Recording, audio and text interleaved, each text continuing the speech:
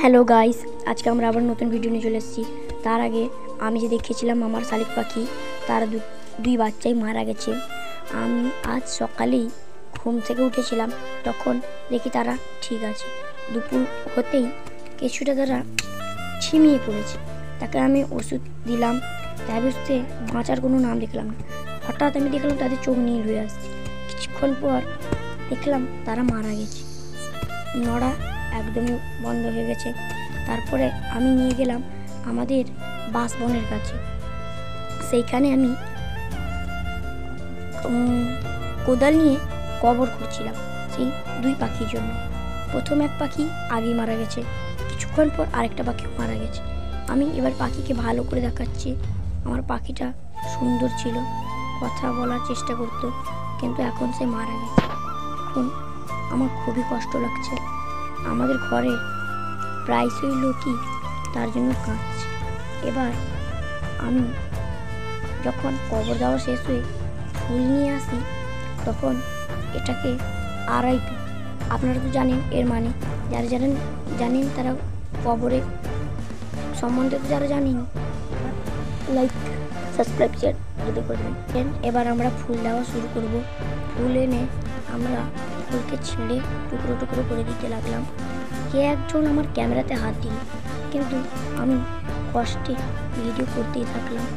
আমি জুম করে ভালো করে দেখাচ্ছি, কিন্তু আমার খুবই কষ্ট হলো।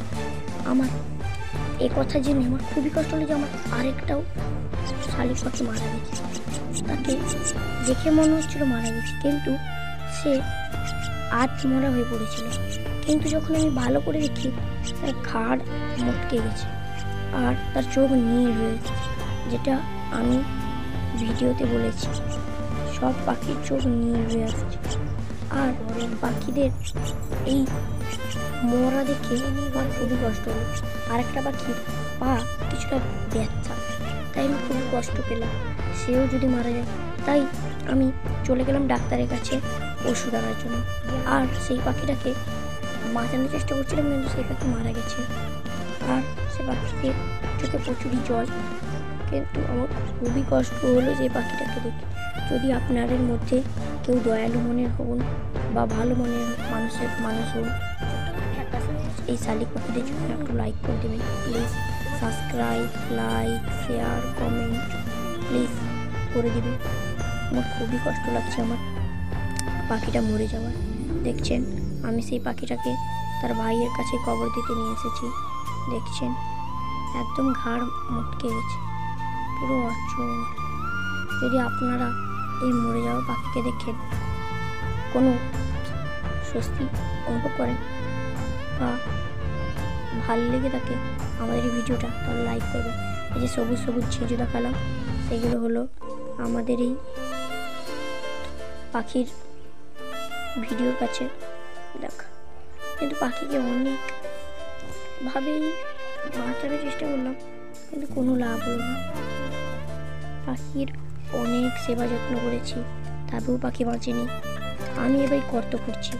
গর্ত খুঁড়তে খুঁড়তে আমাকে বলা হলো যে সেখানে গর্ত খুঁড়লে পাখিরা বাঁচতেও পারে।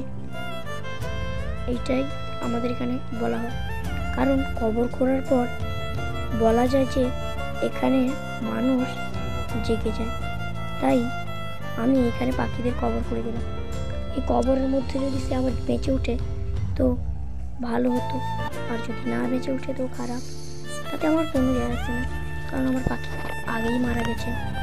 আমি তার উপরে মাটি দিলাম আর নীল ফুল এনে সে নীল ফুল দিতে শুরু করছি। আমি জুম করে ভালো করে দেখাচ্ছি। জুম করে দেখাতে দেখাতে আমার মোবাইলটা একটু নড়ে গেল, কেন কে জানে। কিন্তু আমি তাতেও কোনো পরোয়া করি, আমি আমার কাজ করতে থাকছি। নীল ফুলটা ভালো করে দিচ্ছি। দেখছেন, নীল ফুলটাকে কিছুটা আলাদা কালার দিচ্ছি। এই নীল ফুল কোথা থেকে এনেছি হয়তো আপনারা জানেন। তাহলে লাইক, কমেন্ট, শেয়ার, সাবস্ক্রাইব আর ভিডিওটাকে ভালো করে দিবেন প্লিজ। এই সবই করে দিবেন, আমরা আপনাদের কাছে কৃতজ্ঞ।